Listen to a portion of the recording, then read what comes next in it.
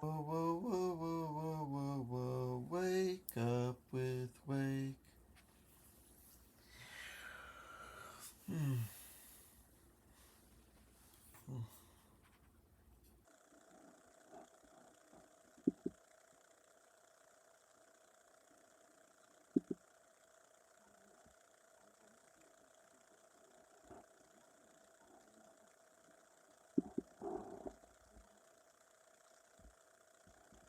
I read an article that lifted me out of my despondence and gave me the courage to go on living. I shall never cease to be grateful for one inspiring sentence in that article. It said, "Every day is a new life to a wise man." I typed that sentence out and pasted it on the windshield of my car, where I saw it every minute I was driving. I found it wasn't so hard to live, only one day at a time. I learned to forget the yesterdays and not to think of the tomorrows. Each morning I said to myself, today is a new life. I have succeeded in overcoming my fear of loneliness, my fear of want. I am happy and fairly successful now and have a lot of enthusiasm and love for life. I know now that I shall never again be afraid, regardless of what life hands me. I know now that I won't have to fear the future. I know now that I can live one day at a time, and that every day is a new life to a wise man. Who do you suppose wrote this verse? Happy the man, and happy he alone, he who can call today his own, he who, secure within, can say, tomorrow do thy worst, for I have lived today. Those words sound modern, don't they? Yet they were written 30 years before Christ was born by the Roman poet Horace. One of the most tragic things I know about human nature is that all of us tend to put off living. We're all dreaming of some magical rose garden over the horizon instead of enjoying the roses that are blooming outside our windows today. Why are we such fools, such tragic fools?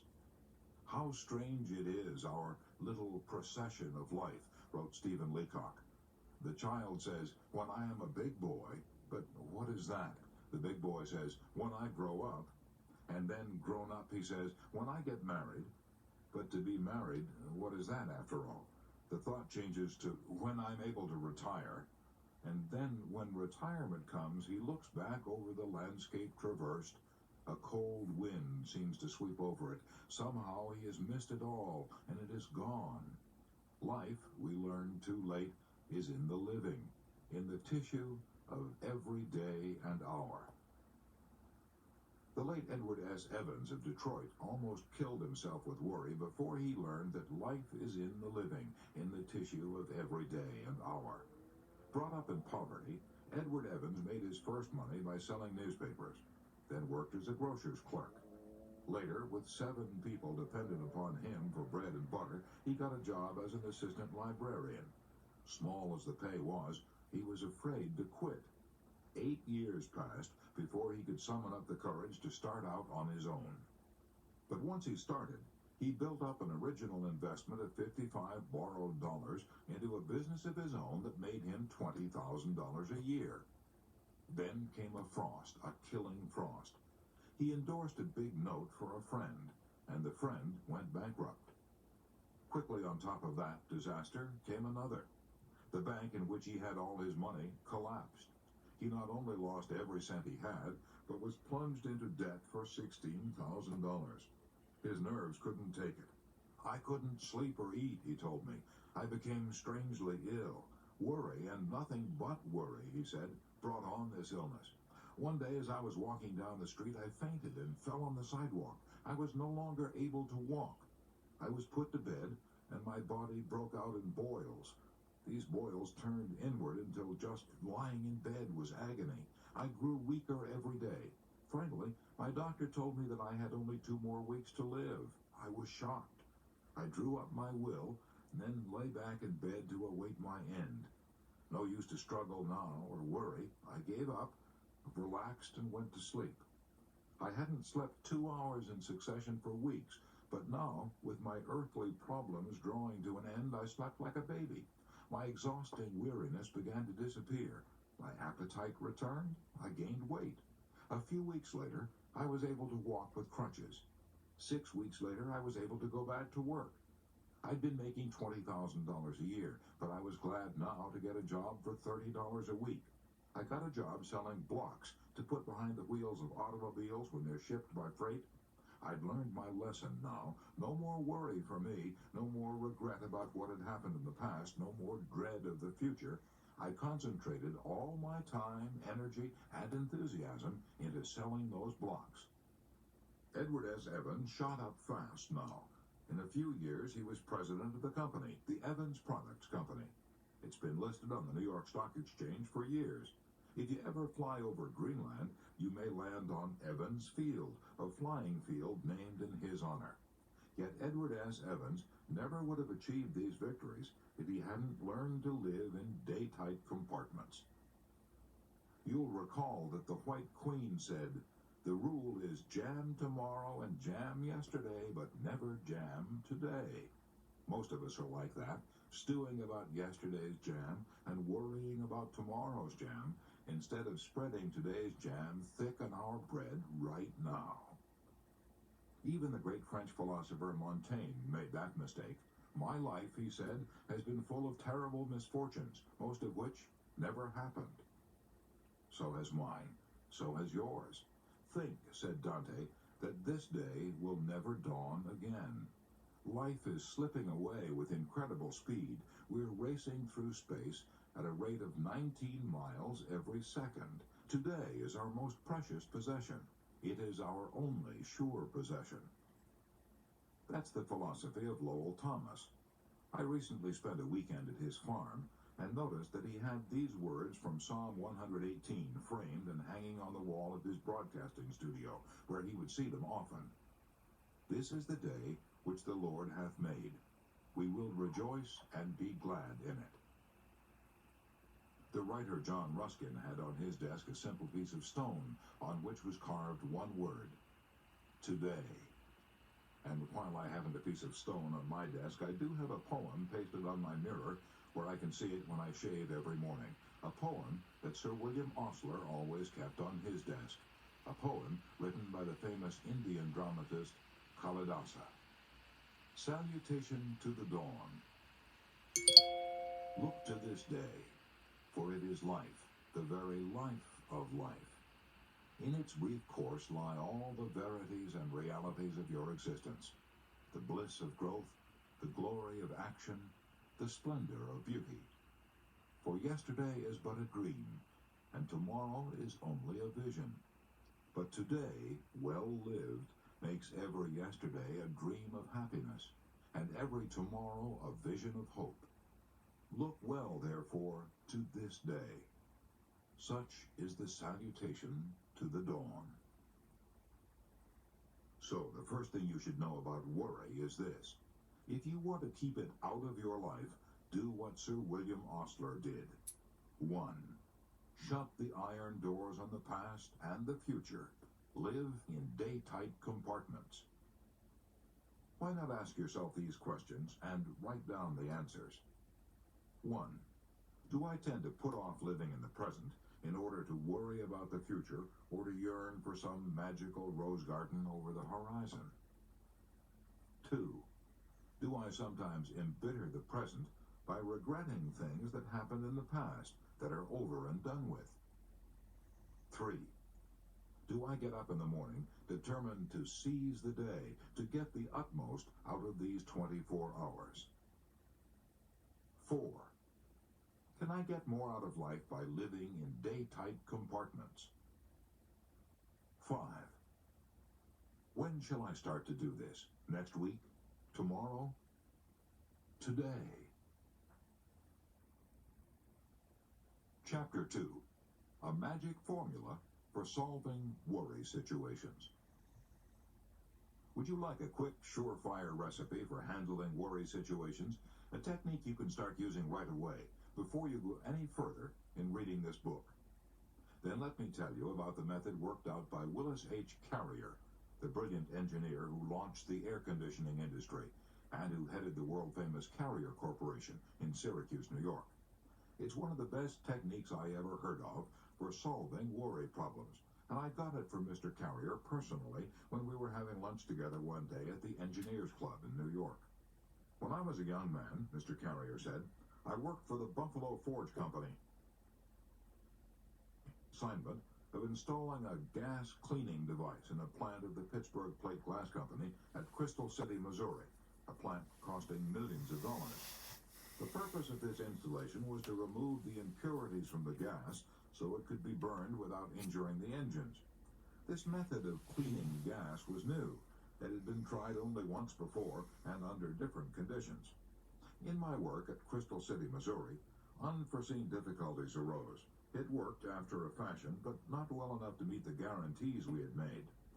I was stunned by my failure. It was almost as if someone had struck me a blow on the head. My stomach, my insides began to twist and turn. For a while, I was so worried I couldn't sleep. Finally, common sense reminded me that worry wasn't getting me anywhere, so I figured out a way to handle my problem without worrying. It worked superbly. I've been using this same anti-worry technique for more than 30 years. It is simple. Anyone can use it. It consists of 3 steps. Step 1. I analyzed the situation fearlessly and honestly and figured out what was the worst that could possibly happen as a result of this failure. No one was going to jail me or shoot me, that was certain. True, there was also a chance that I would lose my position, and there was also a chance that my employers would have to remove the machinery and lose the $20,000 we had invested. Step 2. After figuring out what was the worst that could possibly happen, I reconciled myself to accepting it if necessary. I said to myself, this failure will be a blow to my record, and it might possibly mean the loss of my job. But if it does, I can always get another position. Conditions could be much worse, and as far as my employers are concerned, well, they realize that we are experimenting with a new method of cleaning gas, and if this experience costs them $20,000, they can charge it up to research, for it's an experiment. After discovering the worst that could possibly happen and reconciling myself to accepting it if necessary, an extremely important thing happened. I immediately relaxed and felt a sense of peace that I hadn't experienced in days. Step 3. From that moment on, I calmly devoted my time and energy to trying to improve upon the worst, which I had already accepted mentally. I now tried to figure out ways and means by which I might reduce the loss of $20,000 that we faced. I made several tests and finally figured out that if we spent another $5,000 for additional equipment, our problem would be solved. We did this, and instead of the firm losing $20,000, we made $15,000. I probably would never have been able to do this if I had kept on worrying, because one of the worst features about worrying is that it destroys our ability to concentrate. When we worry, our minds jump here and there and everywhere, and we lose all power of decision. However, when we force ourselves to face the worst and accept it mentally, we then eliminate all these vague imaginings and put ourselves in a position in which we are able to concentrate on our problem.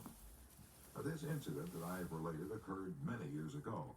It worked so superbly that I've been using it ever since. And as a result, my life has been almost completely free from worry. Now, why is Willis H. Carrier's magic formula so valuable and so practical, psychologically speaking? Because it yanks us down out of the great gray clouds in which we fumble about when we're blinded by worry. It plants our feet good and solid on the earth. We know where we stand. And if we haven't solid ground under us, how in creation can we ever hope to think anything through? Professor William James, the father of applied psychology, has been dead since 1910.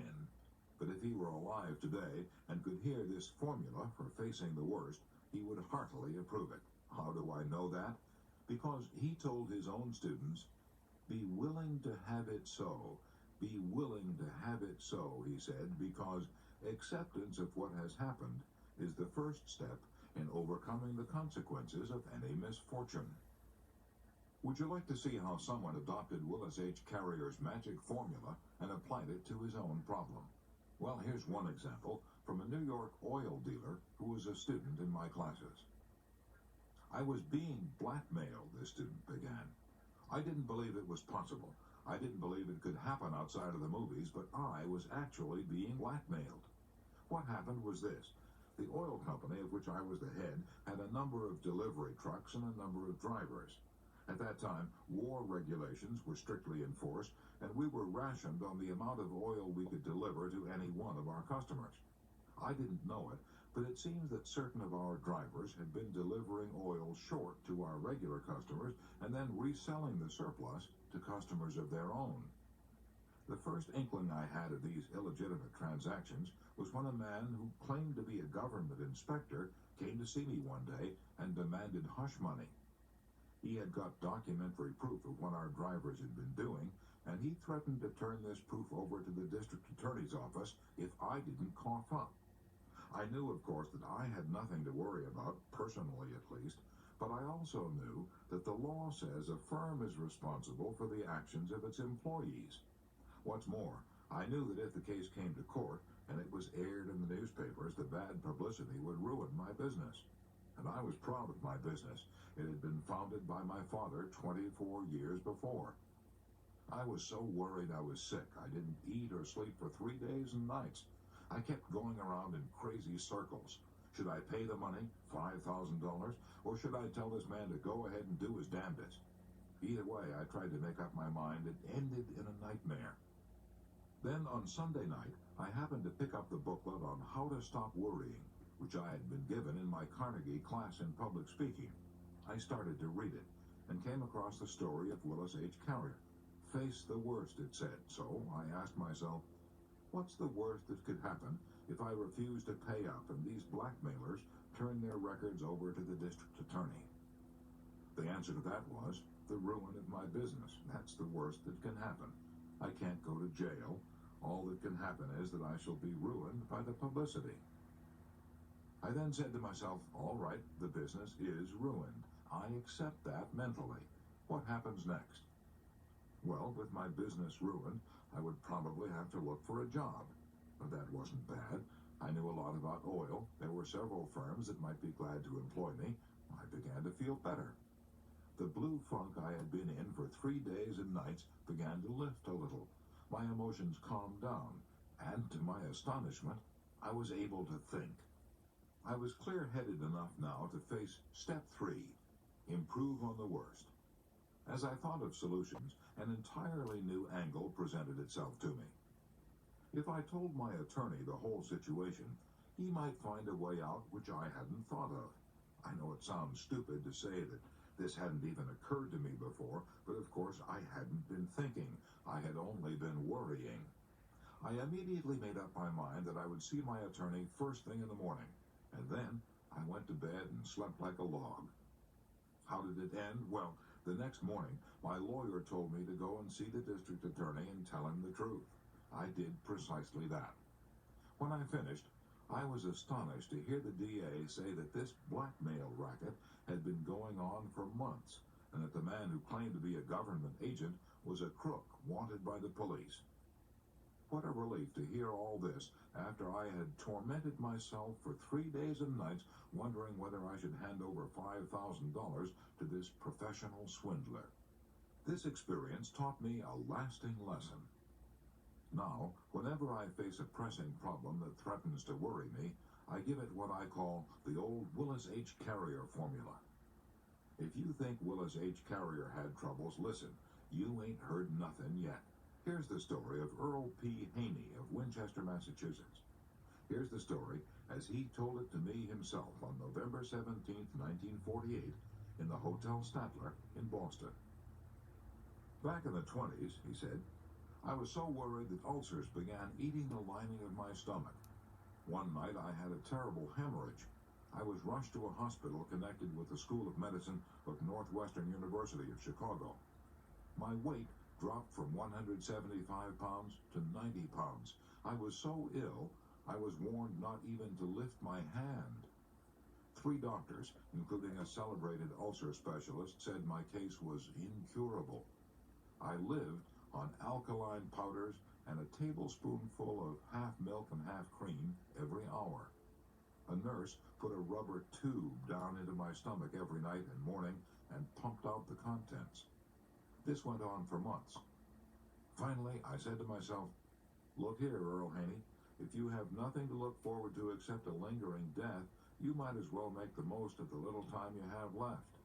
You have always wanted to travel around the world before you die, so if you're ever going to do it, you'll have to do it now."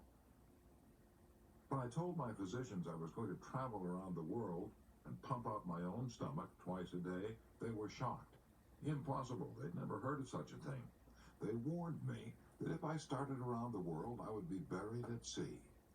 "No, I won't," I replied.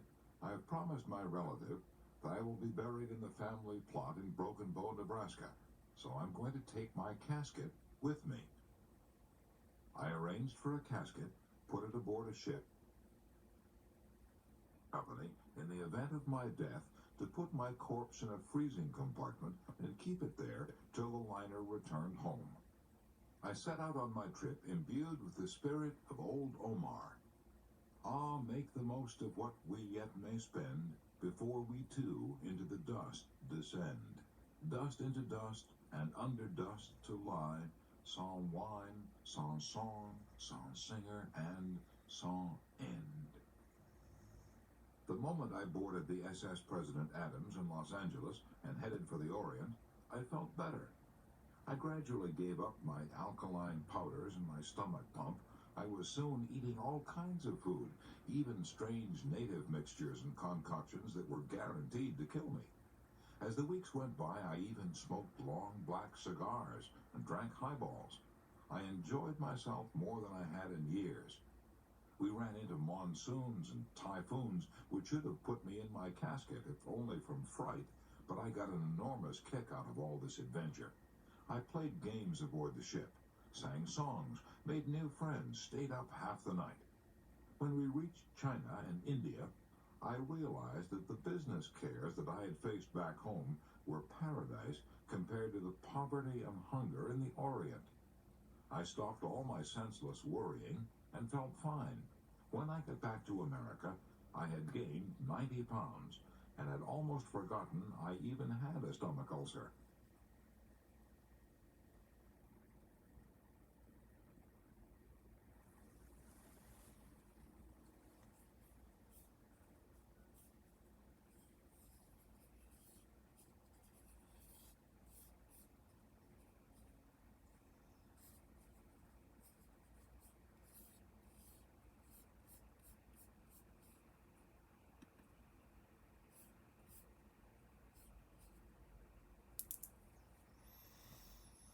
By getting the utmost enjoyment out of life for the short time I had left.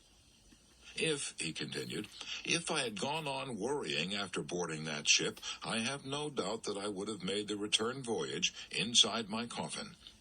But I relaxed. I forgot all my troubles. And this calmness of mind gave me a new burst of energy which actually saved my life. So, rule 2 is this. If you have a worry problem, apply the magic formula of Willis H. Carrier by doing these 3 things. 1. Ask yourself, what is the worst that can possibly happen? 2. Prepare to accept it if you have to. 3. Then calmly proceed to improve on the worst.